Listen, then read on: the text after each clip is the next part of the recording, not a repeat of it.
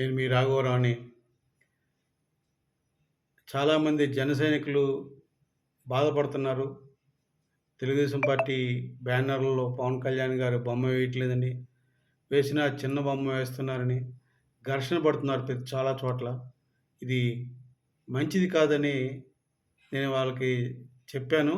వాళ్ళు బాధపడుతుంటే వాళ్ళ కోసం, ఆ బాధపడే జన సైనికులు, వీర మహిళల కోసం, పవన్ కళ్యాణ్ గారి అభిమానుల కోసం ఈ వీడియో చేస్తున్నారు. మీరెవరూ అధైర్యపడాల్సిన పని లేదు. బాధపడాల్సిన పని లేదు.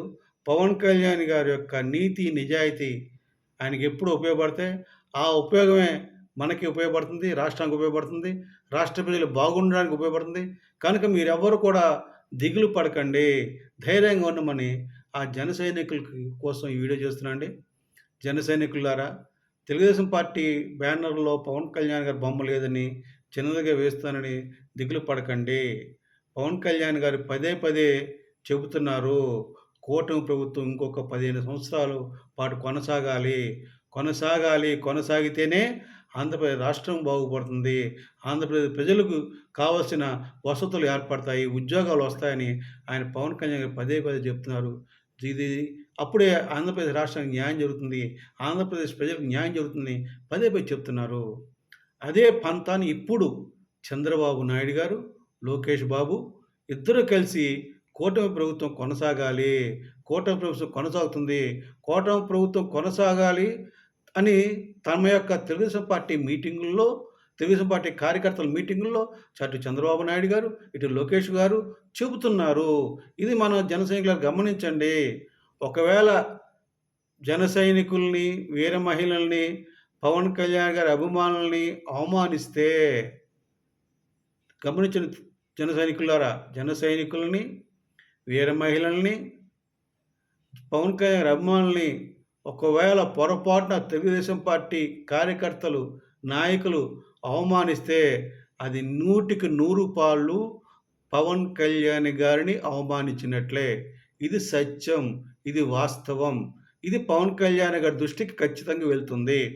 కాకపోతే పవన్ కళ్యాణ్ గారి ఉద్దేశం ఏంటంటే, ఈ రాష్ట్రంలో కూటమి ప్రభుత్వం కొనసాగాలి, 15 సంవత్సరాల పాటు కొనసాగితే రాష్ట్రం అభివృద్ధి చెందుతుంది, రాష్ట్ర ప్రజలు బాగుంటారని ఆయన కోరిక. మనం ఏం చేస్తాం? అలాగే తెలుగుదేశం పార్టీ నాయకులు చంద్రబాబు నాయుడు గారు, అలాగే లోకేష్ గారు చెప్తున్నారు. మరి ఆ పార్టీ నాయకులు వినాలి, అలాగా తెలుగుదేశం పార్టీ కార్యకర్తలు వినాలి. వినలేదనుకోండి, ఆటోమేటిక్గా ఏమవుతుంది? ప్రజలు ఏమనుకుంటారు అప్పుడు? ఆంధ్రప్రదేశ్ ప్రజల అభివృద్ధికి ఆటంకం కలిగించే వ్యక్తులుగా ఈ యొక్క తెలుగుదేశం పార్టీ కార్యకర్తలు, నాయకులు ఉండిపోతారని ప్రజలు భావిస్తున్నారు. ఎందుకంటే చంద్రబాబు నాయుడు గారు కూటమి కావాలన్నారు, లోకేష్ గారు కూటమి కావాలన్నారు, పవన్ కళ్యాణ్ గారు ఎప్పటి నుంచో కూటమి ప్రభుత్వం ఉండాలన్నారు.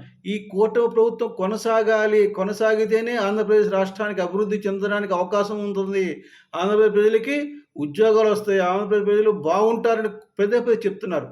దానికోసం చెప్తున్నప్పుడు ఈ యొక్క తెలుగుదేశం కార్యకర్తలు ఇట్లాగా తప్పుగా అర్థం చేసుకోకుండా ఒక ఒక అహంకారంతో కొనసాగితే, ఈ కాలం కొనసాగితే కూటమి ప్రభుత్వం ఓడిపోవచ్చు కూడా అని ప్రజలు భావిస్తున్నారు. అందుకనే ఆంధ్రప్రదేశ్ రాష్ట్ర అభివృద్ధికి, ఆంధ్రప్రదేశ్ ప్రజలకు అభివృద్ధికి ఆటంకం కలిగించే వ్యక్తులుగా ఈ తెలుగుదేశం పార్టీ మిగిలిపోతుందని ప్రజలు భావిస్తున్నారు.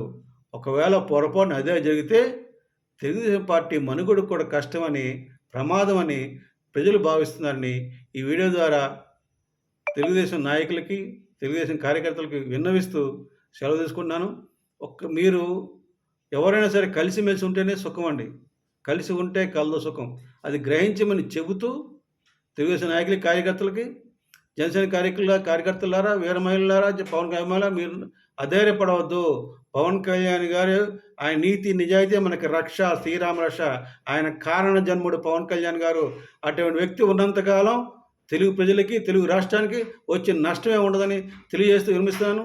జై జనసేన, జై హింద్.